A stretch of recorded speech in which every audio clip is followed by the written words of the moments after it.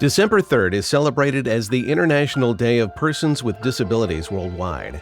The International Day aims to promote full and equal participation and take action to include persons with disabilities in all aspects of society and development.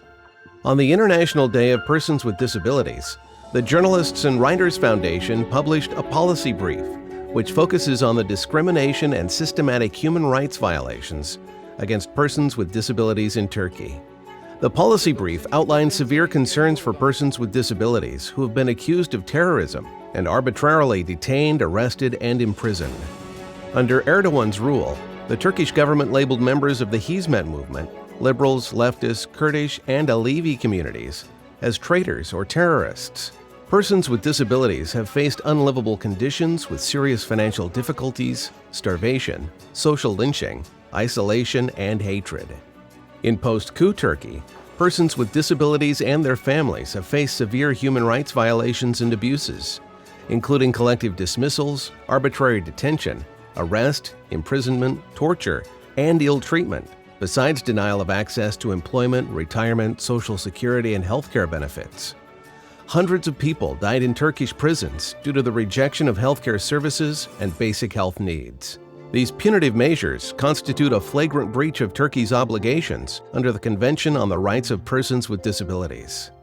The Journalists and Writers Foundation also calls on the United Nations, Council of Europe, European Union, and human rights organizations to urge the government of Turkey to immediately release all disabled persons detained or imprisoned without any legal basis since July 2016, including political prisoners and others detained simply for exercising their right to freedom of expression and opinion. As a state party to the Convention on the Rights of Persons with Disabilities, Turkey must address the basic health needs in prisons and promote the protection, safety, and respect for the dignity of all persons with disabilities, because disability rights are human rights. The Journalists and Writers Foundation interviewed and collected an illustrative list of human rights violations and abuse incidents against persons with disabilities based on ethnicity or perceived political and other opinions. Seyfullah Çakmak is a father of 2 children with 98% disability, dismissed from his public prosecutor position.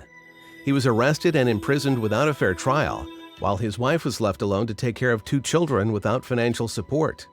The Turkish government canceled their social security and healthcare benefits for their disabled children. Cüneyt Arat is a visually impaired journalist, detained over social media posts and sentenced to 6 years and 3 months imprisonment for allegedly promoting terrorism.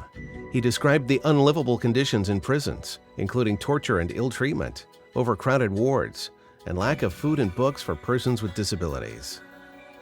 Mithat Tukur is a disabled public worker who was dismissed by the state of emergency decree laws.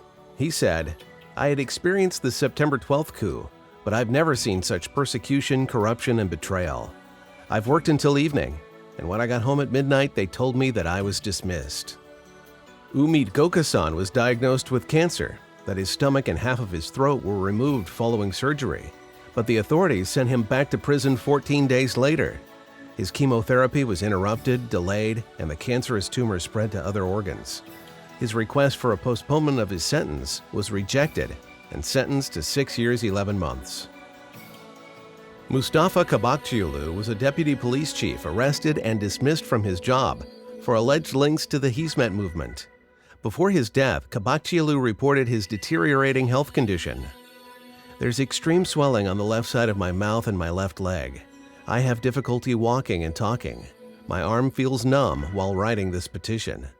2 days later, The Guardian found him dead, sitting on a plastic chair in his prison cell.